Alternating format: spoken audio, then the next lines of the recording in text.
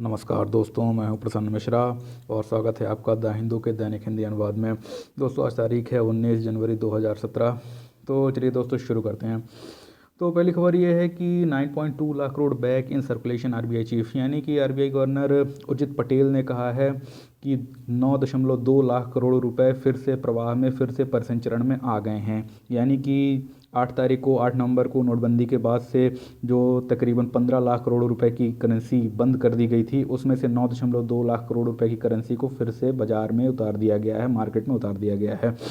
तो दोस्तों, इसी वजह से इनका ये कहना है कि अब लोगों को कैश की उतनी ज़्यादा समस्या नहीं हो रही है जितनी कि पहले हो रही थी। तो मामला क्या था? तो मामला ये था कि दोस्तों, एक वित्तीय मामलों की संसदीय समिति यानी parliamentary standing committee on finance होती है, तो उसने उर्जित पटेल जी को सवाल जवाब करने के लिए बुलाया था। तो दरअसल पे नोटबंदी से ही संबंधित सारे के सारे सवाल जवाब थे, तो उसके संबंध में बुलाया था। तो यहाँ पर उन्होंने बताया था कि 15,44,000 करोड़ रुपए की जो करेंसी थी वो 8 नवंबर को बंद कर दी गई थी।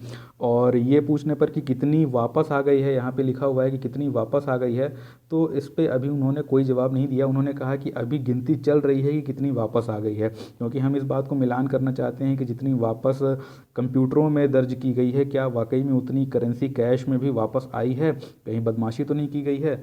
तो ये कहते हुए उन्होंने अपना थोड़ा सा बचाव किया और कई सारे सवाल जवाब पूछे गए। एक जो महत्वपूर्ण सवाल था वो ये पूछा गया है कि एक हफ्ते में 24,000 रुपये निकालने की सीमा को कब समाप्त किया जाएगा। तो जब समिति के एक सदस्य ने उनसे ये सवाल पूछा तो मनमोहन सिंह ने उनका बचाव करते हुए उन्हें ये कहा कि आपको इसका जवाब देने की कोई ज़रूरत नहीं है, आप चिंता मत कीजिए, आप बाद में बताइएगा। तो इस बात से उनको काफ़ी राहत मिली और जब मनमोहन सिंह ने उन्हें ये कह दिया तो फिर किसी और सदस्य ने ये कहने की जहमत नहीं उठाई कि आप बताइए ही। सभी ने कहा कि जब मनमोहन सिंह ने ही कह दिया कि ठीक है आप मत बताइए तो फिर हम क्यों पूछें। तो हो गया दोस्तों, इस तरीके से इनकी एक क्लास लगी थी और ये आगे चल के लगेगी, क्योंकि इनका जो समिति के सदस्यों का कहना है कि बहुत सारे सवालों का जवाब उर्जित पटेल जी ने नहीं दिया है और इस वजह से हो सकता है कि हम आगे भी उन्हें सवाल जवाब के लिए बुलाएं। अगली खबर यह है कि Tamil Nadu takes jallikattu issue to PM, यानी कि तमिलनाडु जल्लीकट्टू के मुद्दे को प्रधानमंत्री के पास तक ले गया। तो दोस्तों, कल हुआ ये था कि आप यहाँ पे ऊपर देख रहे हैं तस्वीरों में कि चेन्नई का, मतलब कि दुनिया का जो दूसरा सबसे बड़ा बीच है, पुलिन तट है, तो वो चेन्नई का मरीना बीच है। तो कल वहाँ पर और उससे जो लगी हुई सड़क है वहाँ पर काफ़ी ज़्यादा लोग इकट्ठा हो गए और उन्होंने काफ़ी ज़्यादा आंदोलन किया और कहा कि जल्लीकट्टू को अगर नहीं दिया जाता है पुनः कानूनी दर्जा, तो आगे चल के काफ़ी ज़्यादा कानून, मतलब कि पब्लिक ऑर्डर की, कानून व्यवस्था की समस्या उत्पन्न हो जाएगी। यानी कि उन्होंने एक तरह से चेतावनी दी है कि हम और बड़ा भीषण आंदोलन करेंगे। तो वहाँ पे जब स्थिति थोड़ा बिगड़ने लगी तो वहाँ के मुख्यमंत्री ओ पनीरसेल्वम जी जो हैं, तो वो तुरंत ही रात को ही दिल्ली भागे और प्रधानमंत्री जी से उन्होंने मुलाकात की और उनसे कहा कि ऐसी ऐसी समस्या है, तो आप इस बारे में ज़रूर कुछ कीजिए। तो दोस्तों, जो चीज़ यहाँ पे नहीं दी हुई है मैं आपको बता देता हूँ कि जल्लीकट्टू का अब समाधान क्या हो सकता है। जब कोर्ट किसी भी चीज़ को बैन कर देता है, प्रतिबंधित कर देता है, तो अब संसद के पास एकमात्र रास्ता अभी ये रह जाता है, क्योंकि अभी सत्र जो है तो शुरू नहीं हुआ है, तो हो सकता है कि संसद एक तुरंत अध्यादेश ला दे। हालांकि अध्यादेश लाने की ज़रूरत इसलिए नहीं है क्योंकि पोंगल तो निकल गया, अब वो तो अगले साल ही आएगा, तो अध्यादेश लाने की ज़रूरत है नहीं, क्योंकि वैसे भी 31 तारीख से तो सत्र शुरू ही होने वाला है।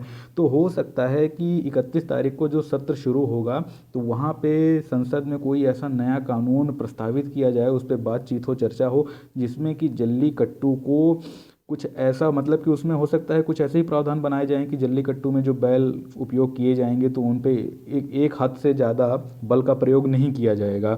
तो इससे हो सकता है कुछ सहमति बने और वो आगे चल के एक कानून बना दें जिससे कि जल्लीकट्टू को कानूनी मान्यता प्राप्त हो जाए, कुछ प्रतिबंधों के साथ, लेकिन कानूनी मान्यता तो प्राप्त ही हो जाएगी। लेकिन एक जो बड़ी समस्या उसमें ये आ सकती है कि हो सकता है कि सुप्रीम कोर्ट उस कानून की पुनर्समीक्षा के लिए फिर से एक संवैधानिक पीठ बना दे और संवैधानिक पीठ आगे चल के उसे असंवैधानिक घोषित कर दे। तो वो किस संविधान के प्रावधान के आधार पे उसे असंवैधानिक घोषित करेगी वो तो बात की बात होगी, या कि उसे पुनर्समीक्षा के लिए लेगी भी कि नहीं लेगी तो ये बात की बात होगी। लेकिन अगर केंद्र सरकार कोई ऐसा कानून बनाती है तो निश्चित तौर पर केंद्र और सुप्रीम कोर्ट के बीच फिर हो सकता है एक टकराव, एक भिड़ंत हो जाए। लेकिन आप देख रहे हैं दोस्तों कि जिस तरीके से हालात बन चुके हैं, ऊपर की तस्वीर आप देख लीजिए और साथ ही साथ आप इंटरनेट वगैरह में देख रहे होंगे, तो उन हालातों को अब कैसे ठीक किया जाए, लोगों में जो गुस्सा है उसे कैसे समाप्त किया जाए, ये तो सरकार की जिम्मेदारी है ही, तमिलनाडु की सरकार की भी, केंद्र की सरकार की भी। तो सरकारें तो ज़रूर अपनी तरफ से प्रयास करेंगी, पर कोर्ट का क्या रुख होगा ये तो देखने वाली बात होगी। अगली खबर ये है कि भारत ने चीन को कहा है रिस्पेक्ट सोवरेनिटी, यानी कि हमारी संप्रभुता का सम्मान कीजिए। तो दोस्तों बात यह है कि आपको पता होगा कि जो चाइना पाकिस्तान इकॉनमिक कॉरिडोर यानी सीपेक है, तो वो गुलाम कश्मीर यानी कि पाक अधिकृत कश्मीर यानी पीओके से होकर के गुजरता है। तो चूंकि भारत ने कहा है कि पीओके जो है तो भारतीय टेरिटरी यानी एक भारतीय भू क्षेत्र है, और उस पर हमेशा हमसे हमारा दावा रहा है, भले ही पाकिस्तान ने उस पर कब्जा किया हुआ है। इसलिए वहाँ से अगर आप कोई भी एक अंतर्राष्ट्रीय मार्ग बनाते हैं तो उसके लिए आपको पहले हमसे इजाज़त लेनी चाहिए, हमसे पूछना चाहिए। लेकिन आपने हमसे कोई भी सलाह मशवरा नहीं किया और आपने वहाँ जा कर के अपना एक पूरा चाइना पाकिस्तान इकॉनमिक कॉरिडोर बना दिया। तो यहाँ पे उन्होंने ये कहा कि चीन तो अपनी संप्रभुता के मामले में बहुत ज़्यादा संवेदनशील रहता है, इसलिए हम उससे ये आशा करते हैं कि वो दूसरों की सोवरेनिटी यानी संप्रभुता के मामले में उतना ही संवेदनशील होगा। उन्होंने कहा कि CPEC passes through a territory that we see as ours, यानी कि सीपेक एक ऐसे भू क्षेत्र से होकर गुजरता है जिसे कि हम अपना मानते हैं। Surely people will understand India's reaction, तो पक्के तौर पे लोगों को भारत की प्रतिक्रिया समझ में आएगी। और उन्होंने ये भी कहा कि there needs to be some reflection and I am sorry to say we have not seen science of that, यानी कि कम से कम इस बात की झलक मिलनी चाहिए थी कि चीन हमारी संप्रभुता का सम्मान करता है, लेकिन इस बात की अभी तक कोई झलक या कोई चिन्ह भी नहीं मिला है। तो इस तरीके से एस जयशंकर जी ने, जो भारत के विदेश सचिव हैं, तो उन्होंने अपनी एक बात की थी रायसीना डायलॉग में। तो बता दूं रायसीना डायलॉग जो है तो पिछले साल से शुरू किया गया था और इस साल भी हो रहा है। तो रायसीना डायलॉग में तकरीबन 35 देशों के 100 सदस्यों ने भाग लिया हुआ है। तो ये एक तरह से भारत की विदेश नीति और जो भी विदेशी संबंध है भारत के, उनको सुधारने के लिए और उनके संबंध में बहुपक्षीय वार्ताएं करने के लिए इसको बनाया गया है।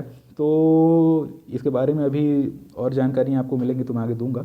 अगली खबर ये है कि cabinet note for listing of 5 insurance companies. तो दोस्तों लिस्टिंग का मतलब यानी कि कैबिनेट की स्वीकृति मिल गई है 5 इंश्योरेंस कंपनियों को सूचित करने की। तो ये सूची मतलब कि सूची में डालने की बात क्या होती है, तो सूची में दोस्तों होता ये है कि जब कोई भी सरकारी कंपनी होती है तो जब वो सही तरीके से ना चल रही हो या कि जब उसका विस्तार करना हो तो हमें पूंजी की आवश्यकता होती है, पैसे की आवश्यकता होती है। तो ऐसे में सरकार क्या करती है कि उन कंपनियों के कुछ शेयर्स को बेच देती है शेयर बाजार में ला करके। और जब किसी कंपनी को शेयर बाजार में बेचने के लिए लाया जाता है तो उसे ही कहते हैं लिस्टिंग, यानी कि कंपनी को शेयर बाजार में अनुसूचित करना। तो 5 कंपनियों को शेयर बाजार में अनुसूचित कर दिया गया है और ये कहा गया है कि उनके विनिवेश यानी डिसइन्वेस्टमेंट के द्वारा उनके 25% शेयरों को बेच दिया जाएगा। तो यहाँ पे उन कंपनियों के नाम लिखे हुए यहाँ पढ़ लीजिएगा पढ़ना चाहें तो। और उन कंपनियों के 25% शेयर बेचने के बाद जो कुछ पैसा प्राप्त होगा तो उन कंपनियों की बेहतरी में या कि फिर किसी और कार्य में लगाया जाएगा। अगली खबर ये है कि सुप्रीम कोर्ट ने ये कहा है कि कोर्ट के आदेश की अवहेलना नहीं की जा सकती है। तो डिग्री का मतलब होता है कोर्ट का आदेश और फ्लाउट का मतलब होता है अवहेलना या अवमानना या अवज्ञा करना। तो दोस्तों हुआ ये था कि जो सतलुज यमुना लिंक नहर एक बननी थी जो कि पंजाब से होकर के हरियाणा तक आती है और उसमें से सतलुज और यमुना की लिंकिंग होती है, यानी कि दोनों नदियों को आपस में जोड़ा जाता है। लेकिन उसका जो सबसे ज़्यादा लाभ मिलना था वो हरियाणा को मिलना था। इस वजह से पंजाब उसके खिलाफ था और पंजाब का कहना था कि इससे पंजाब का पानी जो है वो हरियाणा चला जाएगा। तो सुप्रीम कोर्ट ने जो आदेश दिया था पंजाब सरकार को कि जो नहर बनी है तो उस नहर को आप पूरी तरीके से चालू करने में सहयोग कीजिए जिससे कि हरियाणा को पर्याप्त रूप से पानी मिल सके। लेकिन पंजाब ने उस नहर को पाट दिया था और उसके बाद बहुत सारा विवाद उत्पन्न हुआ था। तो उस वजह से क्या हुआ है कि जो सुप्रीम कोर्ट ने आदेश दिया था पंजाब सरकार उसको मानने को तैयार नहीं है। तो सुप्रीम कोर्ट ने चेताया है कि आप इसको मानिए, नहीं तो फिर आगे चल के अंजाम अच्छा नहीं होगा।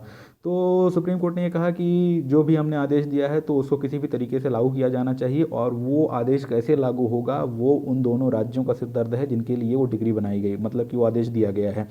तो मुख्य रूप से उन्होंने पंजाब को ही एक चेताया है। तो हुआ ये था कि हरियाणा ने एक याचिका दायर की थी कि पंजाब जो है तो कोर्ट के आदेश को नहीं मान रहा है और कोर्ट के आदेश को मानने की बजाय उसने नहर को पाट दिया है।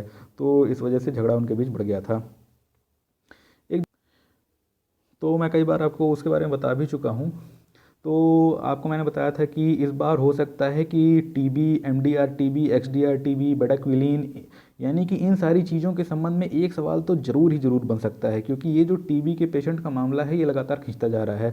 तो speedily decide TB patients plea, यानी कि टीबी के मरीज की याचिका को तुरंत निर्धारित करें, उस पर तुरंत निर्णय दें।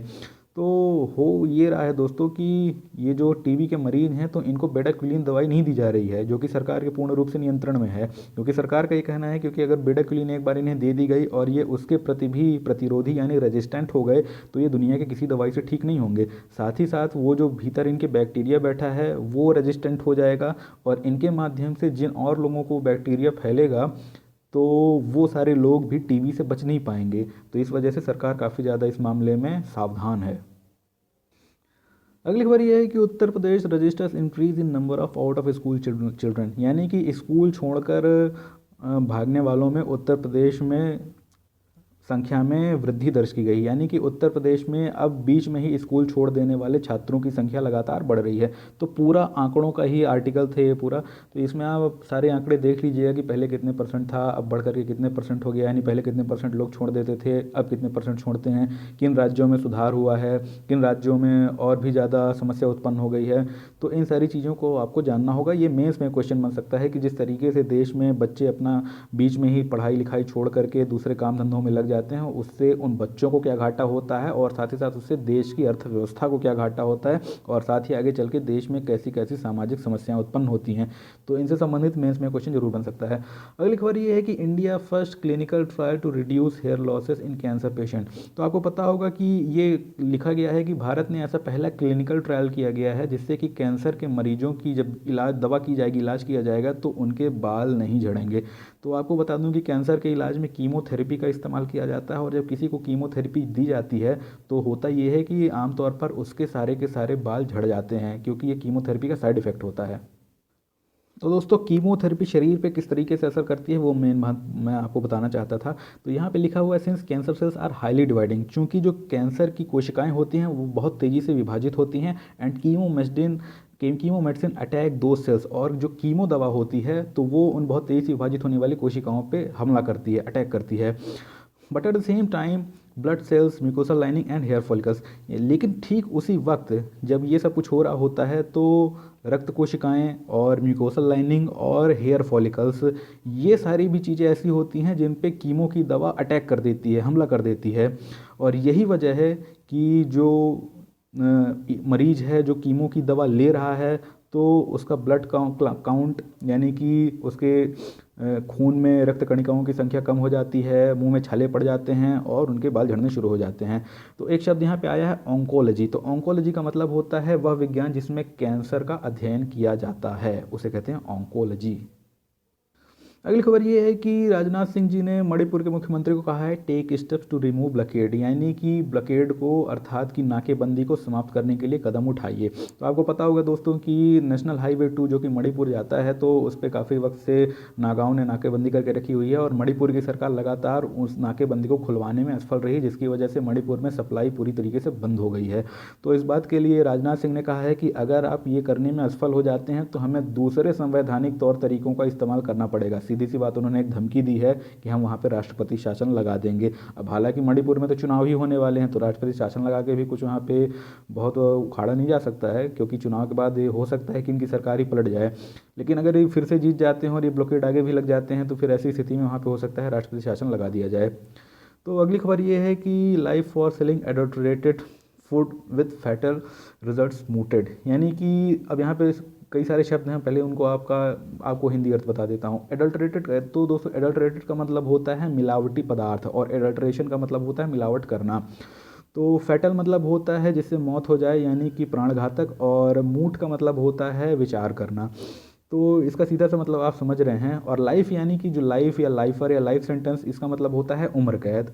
तो यहाँ पर यह है कि एक ऐसे कानून पे विचार किया जा रहा है कि अगर कोई मिलावटी भोजन बेचता है जिससे कि मनुष्य को कोई प्राणघातक बीमारी हो जाए इत्यादि हो जाए तो उसको उम्र कैद भी दी जा सकती है। अब ऐसा क्यों किया गया है दोस्तों? वजह उसकी ये है कि भारत में जो अब तक कानून है उस चीज़ के लिए, तो एक मिनट, तो भारतीय कानून के हिसाब से अगर कोई भी व्यक्ति किसी भी प्रकार का मिलावटी पदार्थ बेचता है तो उसे धारा 272 आईपीसी की धारा 272 और 273 के अनुसार या तो अधिक से अधिक 1,000 रुपये का जुर्माना लगता है या फिर ज़्यादा से ज़्यादा 6 महीने की जेल होती है। लेकिन दोस्तों आप जानते हैं कि आज की तारीख में दूध में और इत्यादि पदार्थों में जिस तरीके के पदार्थों की मिलावट की जा रही है वो ना सिर्फ मनुष्य के पूरे शरीर के अंदर के सिस्टम को ख़त्म कर देते हैं बल्कि उसे गंभीर बीमारियों से ग्रस्त कर देते हैं।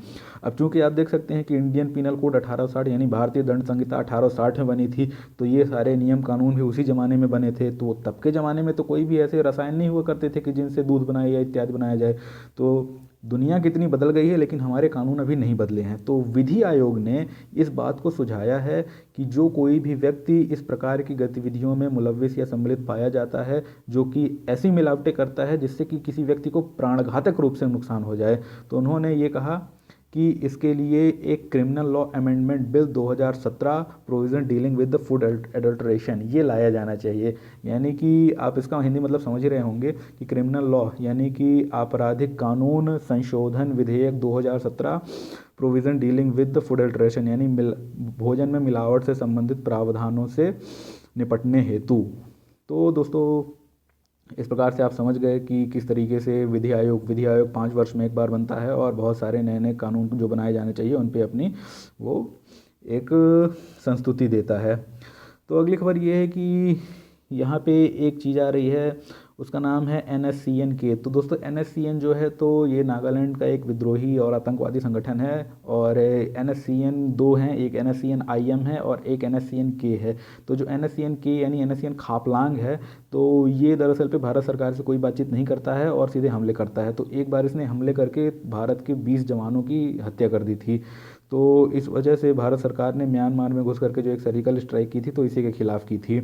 लेकिन दोस्तों फिर भी ये संगठन अभी भी काफ़ी ज़्यादा सक्रिय है नागालैंड में और दिक्कत ये है कि ये भारत में गतिविधि करके म्यांमार भाग जाते हैं और चूंकि भारत की जो सेना है वो म्यांमार नहीं जा सकती है तो इसी चीज़ का ये फ़ायदा उठाते हैं।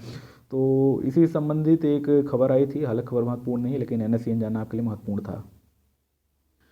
तो दोस्तों यहाँ पे एक अगली खबर ये है जो पहले पेज मैंने आपको बताया उसी संबंधित है कि India China can help each other. Jaishankar यानी कि विदेश सचिव जयशंकर जी ने कहा है कि भारत और चीन एक दूसरे की मदद कर सकते हैं। तो पहले भी आपको बताया कि CPEC पे उन्होंने अपनी एक चिंता जाहिर की थी और दूसरी बात उन्होंने मतलब कि जो दूसरी बात कही और वो बताने लायक जाने लायक भी आपके कि जो CPEC बन रहा है तो दरअसल पे इसलिए सबसे ज़्यादा महत्वपूर्ण है चीन के लिए क्योंकि चीन और खाड़ी देशों के बीच इससे एक ऐसा रास्ता बनेगा कि जो कि हर मौसम में खुला रहेगा और जिससे कि चीन को काफ़ी ज़्यादा लाभ होने वाला है। तो यहाँ पे उन्होंने ये कहा है कि with China the overall broadening of ties specially in business and people to people contact यानी कि चीन के साथ हर प्रकार के ताल्लुकात विशेष रूप से व्यापारिक ताल्लुकात और लोगों से लोगों के मिलन यानी कि लोगों से लोगों के संपर्क के जो ताल्लुकात हैं तो वो कुछ विशेष राजनीतिक मुद्दों के कारण धूमिल होते जा रहे हैं और वो विशेष राजनीतिक मुद्दा है CPEC का मुद्दा।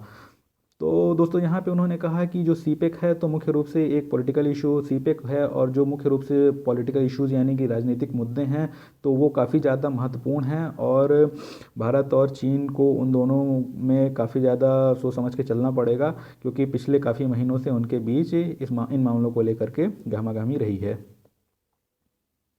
छोटी खबर ये भी है कि China lauds Modi positive remarks differs on JEM NSG। तो यानी कि चीन ने मोदी जी के सकारात्मक बातों को प्रेस किया है मतलब उस प्रशंसा की है लेकिन इस बात से उसने अपना इख्तलाफ यानी कि विरोध रखा है कि जो कि मोदी जी ने जैश ए मोहम्मद और NSG के बारे में कही थी। तो मतलब कि आपको पता होगा कि जैश ए मोहम्मद के प्रमुख अजहर मसूद और NSG इन दोनों ही मामलों को लेकर के भारत का चीन से थोड़ा सा विरोध चल रहा है। तो दोस्तों अगली खबर ये है कि India Sri Lanka in talks on port यानी कि बंदरगाह को लेकर के भारत और श्रीलंका के बीच एक बातचीत हुई। तो मैंने आपको बताया कि रायसीना डायलॉग चल रहा है, ये आमतौर पे 3 दिन का होता है, पिछले साल भी 3 दिन का था, इस साल भी 3 दिन का होगा। तो इसमें श्रीलंका की तरफ से जो आए हैं वो उनका नाम है शरत फोनसेका जो कि वहाँ के एक क्षेत्रीय विकास मंत्री हैं श्रीलंका के। तो वो भारत आए हैं और उन्होंने ट्रिंकोमाली में भारत को एक बंदरगाह बनाने का जो प्रस्ताव है तो उसके बारे में काफ़ी ज़्यादा बातचीत की।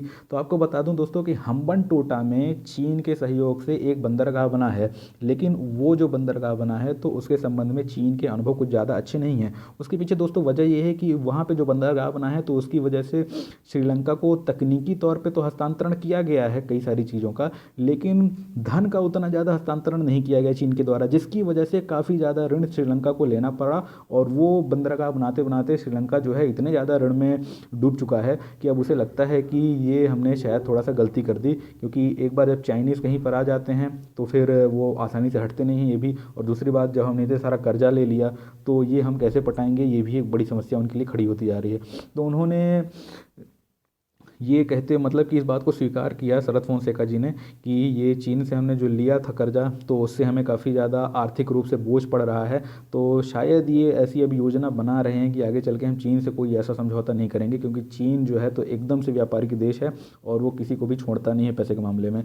तो हो सकता है दोस्तों कि आगे चल के जो भारत ट्रिंकोमाली में बनाएगा एक बंदरगाह, तो उससे भारत और श्रीलंका के संबंध जो है तो काफ़ी ज़्यादा मजबूत होंगे। और श्रीलंका भी कोशिश कर रहा है कि चीन और भारत के बीच एक शक्ति संतुलन को साध के रखे, यानी कि किसी की तरफ भी इतना ज़्यादा ना झुक जाए कि फिर दूसरे के से उसका संबंध अच्छा ना रह जाए। तो चीन वो श्रीलंका की भी कोशिश है कि वो दोनों को अपनी तरफ से साध के रखे। तो यहाँ पे आपको देखिए लिखा हुआ डेट बर्डन, यानी कि कर्ज का बोझ, तो बता ही रहे हैं कि काफ़ी ज़्यादा कर्ज के बोझ में दब चुके हैं हम हम्बनटोटा बंदरगाह बनाने के बाद। और दोस्तों एक खबर है, लेकिन खबर में कुछ भी महत्वपूर्ण नहीं है, एक दो शब्द आ गए थे। तो एक शब्द तो मैंने यूएस पैसिफिक कमांड यानी कि पैकॉम जो है तो उसको अंडरलाइन किया हुआ है, दूसरा मैं अंडरलाइन करना भूल गया था, उसका नाम है लेमुआ, जो कि उससे कहीं ज़्यादा महत्वपूर्ण है।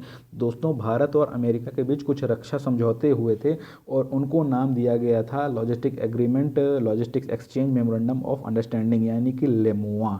तो लेमुआ समझौता क्या था, ये तकरीबन 1 डेढ़ महीने पहले छपा था, तब मैंने ये वीडियोज़ बनाने शुरू नहीं किए थे। तो आप ये ज़रूर कहीं ना कहीं से पढ़ के रखिएगा, क्योंकि लेमुआ तो इस बार आने की सर्वाधिक संभावना है।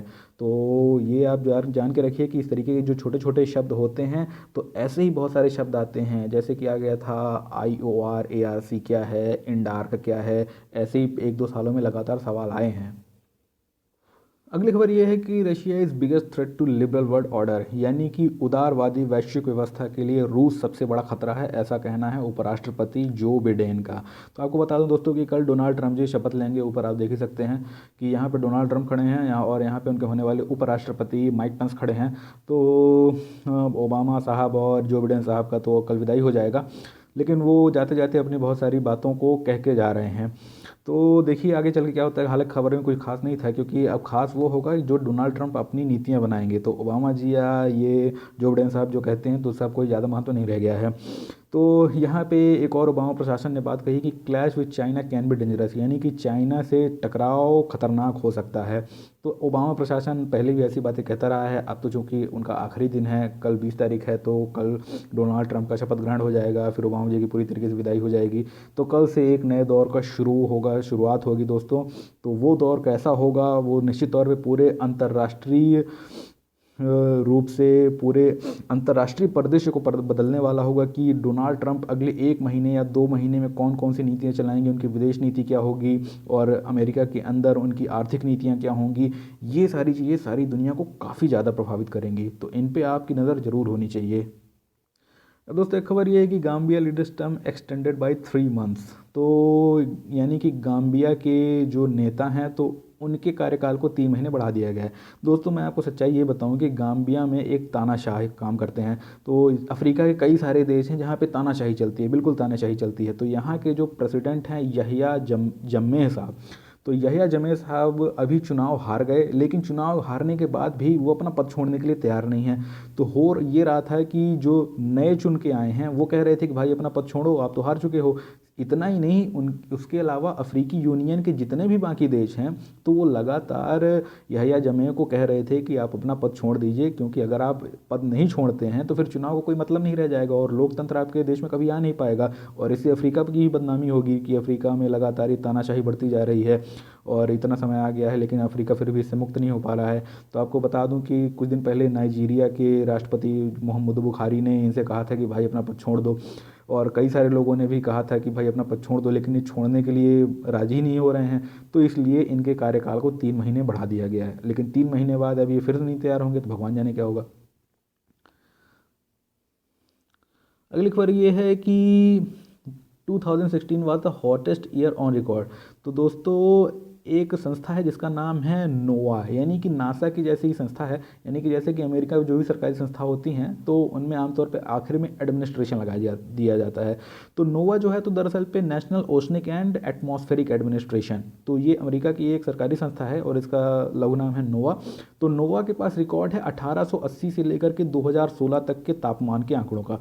तो उन्होंने कहा है कि 2016 1880 से लेकर के अब तक का सबसे ज़्यादा गर्म वर्ष रहा है। और दोस्तों दूसरा एक ऑर्गेनाइजेशन का नाम आ रहा है यहाँ पे, उसका नाम है वर्ल्ड मेट्रोलॉजिकल ऑर्गेनाइजेशन, यानी कि विश्व मौसम संगठन, जो कि जिनेवा में है। तो दोस्तों इस तरह के जो संगठन हैं तो उनके बारे में आपको जानना चाहिए। हालांकि इससे संबंधित एक रिपोर्ट पीछे वाले पेज में मुंबई के संदर्भ में दी हुई है और वो नोवा ने ही जारी की हुई है, यानी कि वो इसी रिपोर्ट का एक हिस्सा है। तो उसके बारे में थोड़ा सा आपको मैं बताऊंगा। यहाँ पे एक नाम आ रहा है एलईजे। एलईजे क्या है? इसका नाम है लश्कर ए झंगवी। ये लश्कर ए झंगवी क्या है? ये पाकिस्तान का एक आतंकवादी संगठन है। हालांकि ये दूसरे संगठनों से कैसे अलग है? तो दोस्तों जो दूसरे संगठन हैं वो मजहबी कट्टरपन यानी कि रिलीजियस एक्सट्रीमिज़म से संबंधित संगठन है, जैसे कि आपने देखा होगा टीटीपी, तहरीक तालिबान पाकिस्तान, जो कि सबसे ज़्यादा पाकिस्तान में हमले करता है। तो टीटीपी कैसा संगठन है? वो पूर्ण रूप से एक इस्लामिक संगठन है, यानी इस्लाम के लिए है। ये भी इस्लामी संगठन है, लेकिन दरअसल पे एक फिरकावादी संगठन है, यानी एक सेक्टेरियन गुट है ये।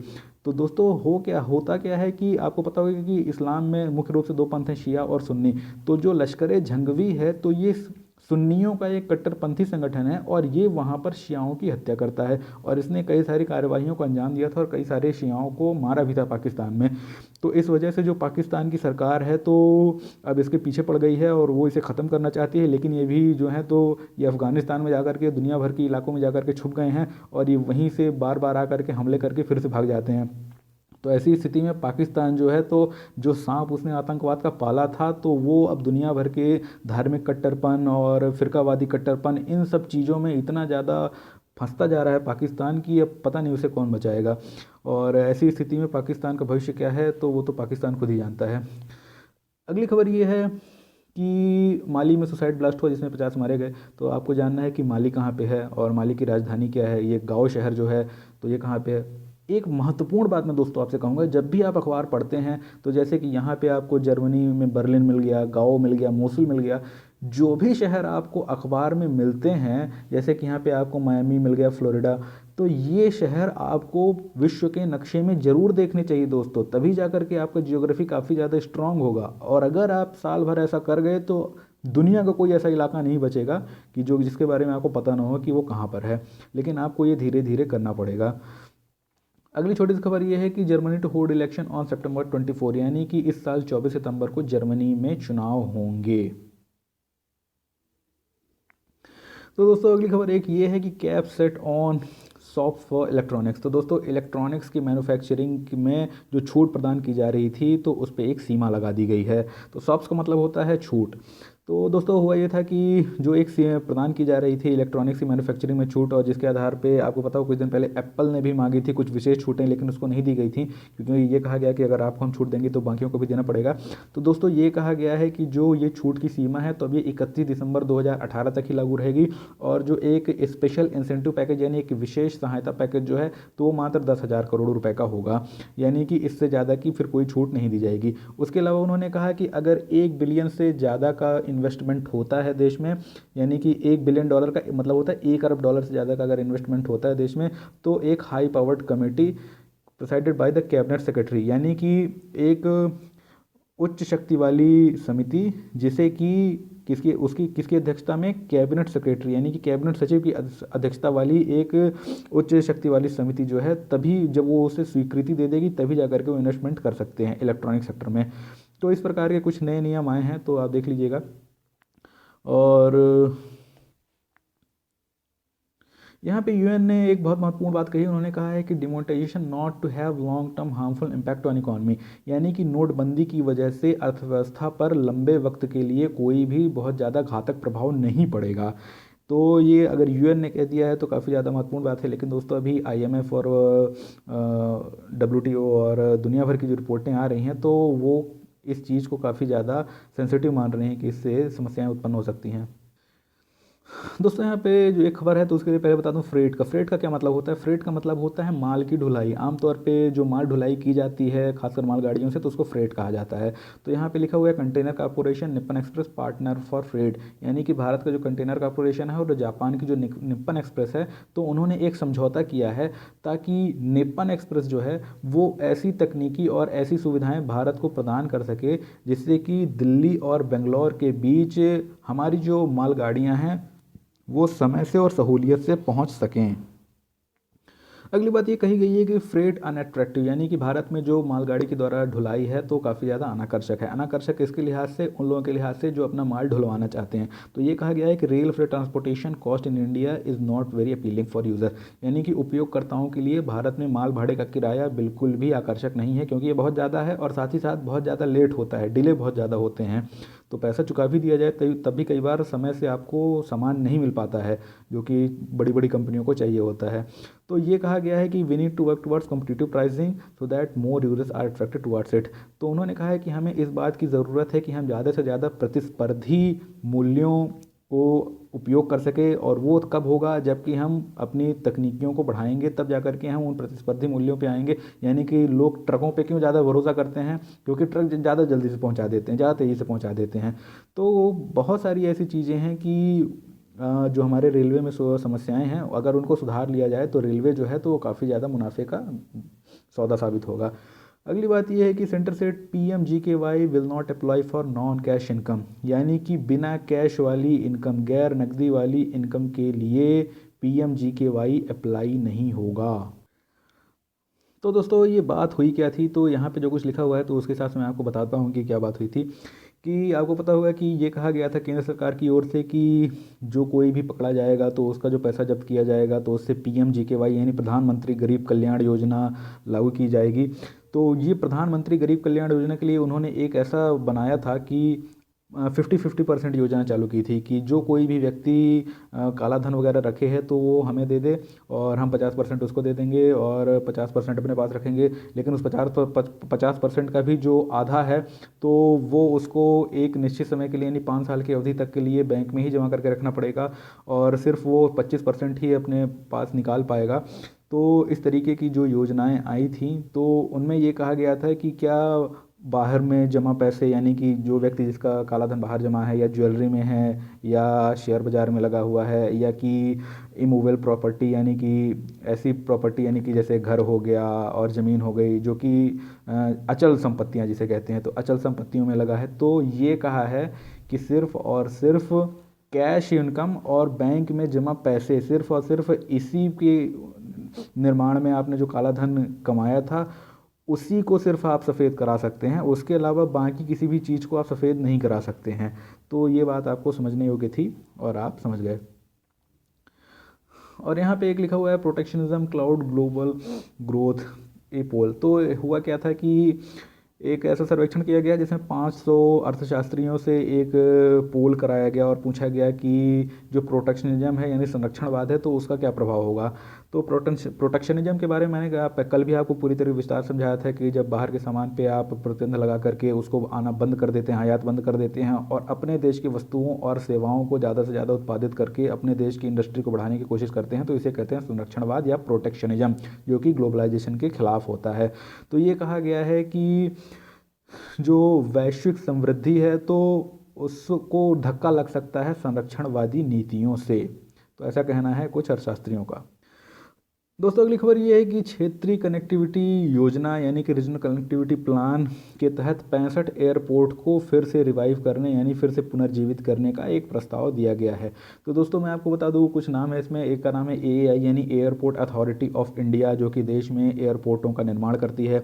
तो उनके द्वारा एक जानकारी दी गई थी और ये कहा गया था कि जो उड़ान स्कीम चलाई जा रही है तो उसी के तर्ज पर हम कुछ काम करने वाले हैं। तो सबसे पहले आप जानिए कि उड़ान क्या है। तो दोस्तों उड़ान का नाम है UDAN, उड़े देश का आम नागरिक। तो ये मत सोचिएगा कि ये किसी अंग्रेजी शब्द का संक्षिप्त या एब्रिविएशन है। ये एक हिंदी वाक्यांश उड़े देश का आम नागरिक का संक्षिप्त नाम है और इसका संक्षिप्त नाम उड़ान UDAN है। तो दोस्तों उड़ान में एक प्रयास किया गया था और ये कहा गया था कि ऐसे बहुत सारे इलाके जो कि अभी तक वायु सेवा से कटे हुए हैं, यानी कि वहाँ पे हवाई पट्टियाँ तो बनी हैं लेकिन एयरपोर्ट नहीं बने हुए हैं, जहाँ पे छोटे मोटे एयरपोर्ट बने भी हुए हैं तो वहाँ पे कोई फ़्लाइट नहीं जाती है। तो ऐसी स्थिति में एक योजना चलाई गई है केंद्र सरकार के द्वारा, उड़ान योजना, जिसमें ये कहा गया है कि जो रेगुलर फ़्लाइट्स हैं तो उनके किराए में थोड़ी सी वृद्धि कर दी जाए और उनसे जो पैसा प्राप्त होगा तो उस पैसे को हम एयरपोर्ट, बाकी छोटे शहरों में एयरपोर्ट बनाने में लगाएंगे ताकि बाकी छोटे शहरों में भी वो हवाई सुविधा उपलब्ध कराई जा सके जो कि बड़े शहरों में उपलब्ध है। तो यहाँ पे लिखा हुआ है कि और ये भी एक चीज़ आपको बता दूं कि उन छोटे शहरों के लिए उड़ान की कीमत क्या होगी, यानी कि अगर वो फ़्लाइट से जाते हैं तो ये कहा जा रहा है कि अगर 1 घंटे की फ़्लाइट है तो उसकी जो अधिकतम किराया होगा वो होगा 2,500 रुपये, यानी 2,500 रुपये प्रति घंटे के हिसाब से किराया लिया जाएगा।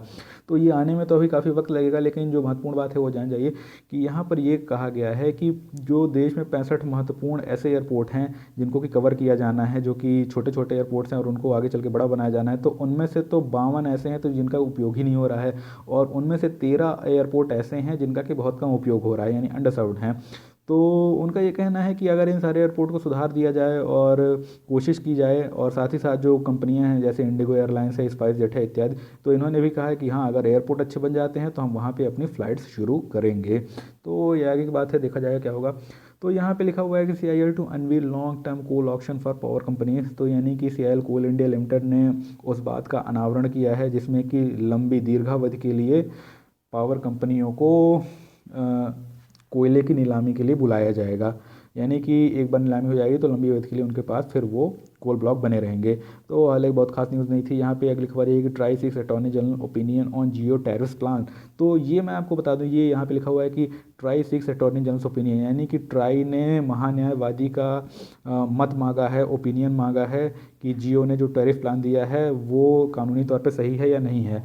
तो दोस्तों मैं आपको बता दूं कि जो ट्राई का नियम कहता है उसके हिसाब से अगर आप कोई फ्री सुविधा दे रहे हो तो उसे सिर्फ आप 90 दिन के लिए दे सकते हो, उससे ज़्यादा नहीं दे सकते हो। लेकिन आपने देखा कि 90 दिन की अवधि जो थी वो 3 दिसंबर को ही पूरी हो गई थी, लेकिन रिलायंस जियो ने कहा है कि हम आगे चल के मार्च तक देंगे, लेकिन ट्राई ने अभी तक उस पर कोई कार्रवाई नहीं की है। हालांकि उसने चेतावनी दी है कि हम आप पे कार्रवाई कर सकते हैं, लेकिन अभी तक कोई कार्रवाई नहीं की है, क्योंकि ट्राई जो है तो पहले क्या करता है कि अटॉर्नी जनरल से, यानी कि अटॉर्नी जनरल जो कि भारत का महान्यायवादी यानी भारत का एक वकील होता है, भारत सरकार का वकील, तो उससे पूछताछ कर रहा है कि अगर हम केस करते हैं तो कैसे लड़ना पड़ेगा, जीतने की संभावना है कि नहीं है। तो इसलिए ट्राई ने उनसे एक ओपिनियन मांगी थी कि आप बताइए कि हमें केस कैसे करना चाहिए और कब करना चाहिए।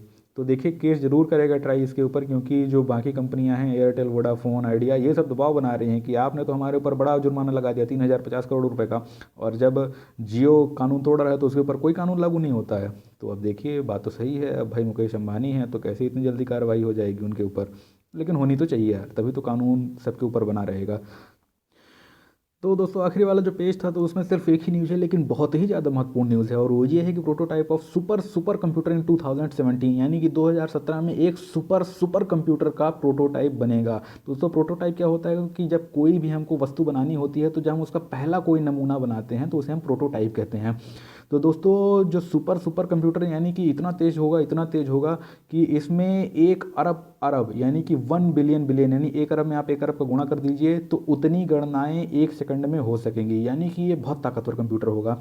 तो ये कहा जा रहा है कि China plans to develop a prototype exascale computer by the end of this year, यानी कि इस साल के अंत तक चीन एक एक्सा स्केल वाला कंप्यूटर का प्रोटोटाइप बनाएगा। तो दोस्तों एक्सा स्केल कंप्यूटर क्या होता है तो उसके बारे में आपको बताऊंगा। यहाँ पे लिखा हुआ है कि exascale computers are even more powerful and can execute at least 1 quintillion billion calculation per second, यानी कि एक्सा स्केल कंप्यूटर बहुत ज़्यादा ताकतवर होते हैं और ये 1 बिलियन यानी 1 बिलियन गुणा 1 बिलियन अर्थात 1 अरब गुणा 1 अरब गणनाओं को 1 सेकंड में कर सकते हैं। और इस 1 अरब 1 गुणे 1 अरब को क्या कहते हैं? क्विंटिलियन कहते हैं।